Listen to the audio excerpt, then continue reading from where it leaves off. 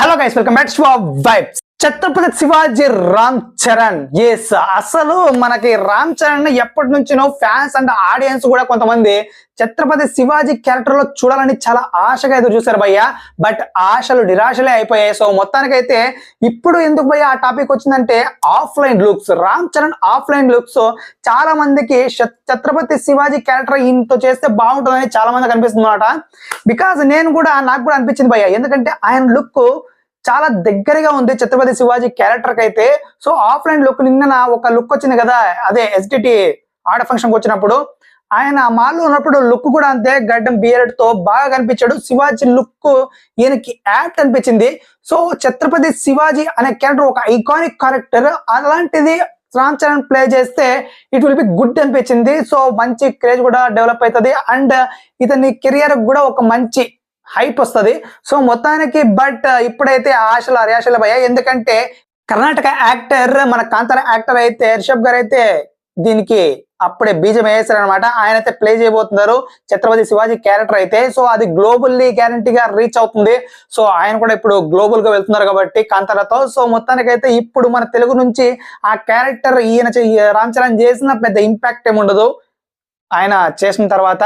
So మొత్తానికైతే ఇంకా చూడాలి మళ్ళీ. సో ఏదైనా ఒక క్యారెక్టర్స్ లో ఏమైనా చేస్తారేమో. RRR లో ఎప్పుడైతే ఆ శివాజీ క్యారెక్టర్ వేసాడో, లాస్ట్ సాంగ్ లో వేస్తారు కదా, చూసే ఉంటారు చాలా మంది. అప్పటి నుంచి చాలా మంది కనిపించింది. బట్ చాలా మంది ఆఫ్లైన్ లో ఆయన బియర్డ్ చూసినప్పుడు కూడా చాలా మందికి బాగా సెట్ అవుతాడరా, కొంచెం బాగా లుక్ వస్తుందరా అనిపించింది. బట్ రిషబ్ గారు కూడా బాగా యాప్ట్ అవుతారు దీనికి మాత్రం. సో మొత్తానికి మీకేమనిపిస్తుంది గైస్? ఛత్రపతి శివాజీ క్యారెక్టర్ రామ్ చరణ్ కి కరెక్ట్ గా యాప్ట్ అనుకుంటున్నారా మీరు? చాలా మంది అంటున్నారు ఛత్రపతి శివాజీ క్యారెక్టర్ చేసింటే బాగుండని. సో ఆఫ్లైన్ లుక్స్ కూడా అలాగే మ్యాచ్ అవుతున్నాయి. సో మీరేమనుకుంటారు తప్పకుండా మన కామెంట్లో తెలియచేయాల్సిందే తప్పకుండా మరి. సో ఇంకొకటి ఏంటంటే భయ్య, రామ్ చరణ్ కి ఈ మధ్య ఆఫ్లైన్ బిహేవియర్ వల్ల కొంచెం ఫ్యాన్స్ అనేది పెరుగుతూ ఉన్నారని చాలా మంది చెప్తున్నారు. బట్ నాకైతే నిజమేనేమో అనిపిస్తుంది. బట్ ఇంకా పెరగలేదు కదా అనిపిస్తుంది. సో మొత్తం మీరేమనుకుంటున్నారో తప్పకుండా మన కామెంట్లో తెలియచేయండి ఈ విషయాన్ని కూడా. అండ్ ఇంకోటి ఏంటంటే ఆఫ్లైన్ బిహేవియర్ వల్ల ఇలాగే ఇంకా వెళ్తూ ఉంటే రామ్ చరణ్ ఫ్యాన్స్ అనే వాళ్ళు ఇంకా గట్టిగా వస్తారని నాకైతే అనిపిస్తుంది. మరి మీకేమనిపిస్తుంది? సో ఇంకా చెప్పాలంటే ఇప్పుడు పీకే అంటే పవన్ కళ్యాణ్ మానియా, పవన్ కళ్యాణ్ ఫ్యాన్స్ ప్రభావం అయితే ఖచ్చితంగా రామ్ చరణ్ పైన గట్టిగా ఉంది భయ్య, అందులో డౌట్ లేదు.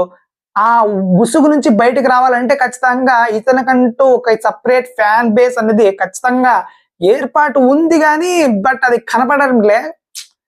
ఎందుకంటే ఆ మబ్బు అలా కమ్మేసింది పవన్ కళ్యాణ్ ఫ్యాన్స్ మబ్బు. సో ఆ మబ్బు తొలగాలి, అది ఎప్పుడు బయటకు వస్తుందో తెలియదు. సో మొత్తానికైతే అంటే అల్లు అర్జున్ లాగా గొడవపడి బయటకు వస్తుంది అనుకుంటారా? ఏమో నాకు తెలీదు, నేను చెప్తున్నా అంతే.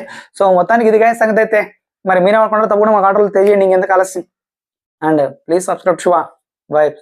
చేసుకోగా సబ్స్క్రైబ్ చేసుకుంటే దిగ్గు తీసి ఎగిరేసి కొడతా. Please subscribe.